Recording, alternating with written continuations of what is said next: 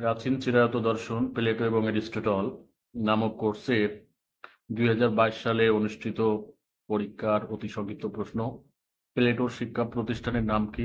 এই প্রশ্নটি বারবার পরীক্ষায় এসেছে। প্লেটোর প্রতিষ্ঠিত শিক্ষা প্রতিষ্ঠানের নাম হলো একাডেমি, আর প্লেটোর শিষ্য এরিস্টটলের প্রতিষ্ঠিত শিক্ষা প্রতিষ্ঠানের নাম হলো লাইসিয়াম।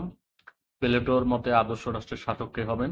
প্লেটোর মতে আদর্শ রাষ্ট্রের শাসক হবেন রাজা, হবেন দার্শনিক। তিনি নির্দিষ্ট শিক্ষায় শিক্ষিত হয়ে শাসন কার্য গ্রহণ করবেন।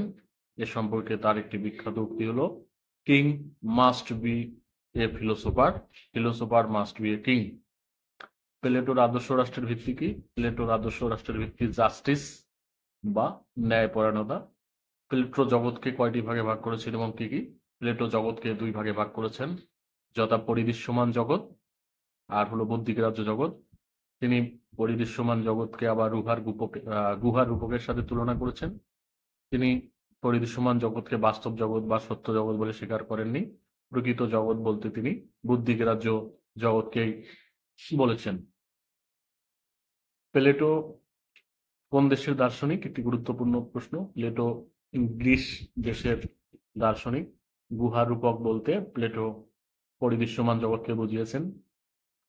এরিস্টটলের মতো উত্তম সরকার কোনটি? এরিস্টটলের মতো উত্তম সরকার হলো মধ্যতন্ত্র বা পলিটি। এরিস্টটল কোন ধরনের দার্শনিক? এরিস্টটল ছিলেন বাস্তববাদী দার্শনিক। উপাদানহীন আকার বলতে এরিস্টটল কে বুঝিয়েছেন? এরিস্টটল উপাদানহীন আকার বলতে ঈশ্বরকে বুঝিয়েছেন।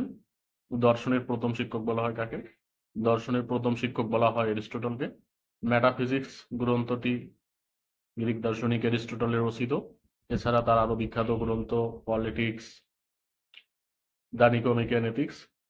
সাম্মাম বোনাম শব্দের অর্থ পরমানন্দ। ধন্যবাদ।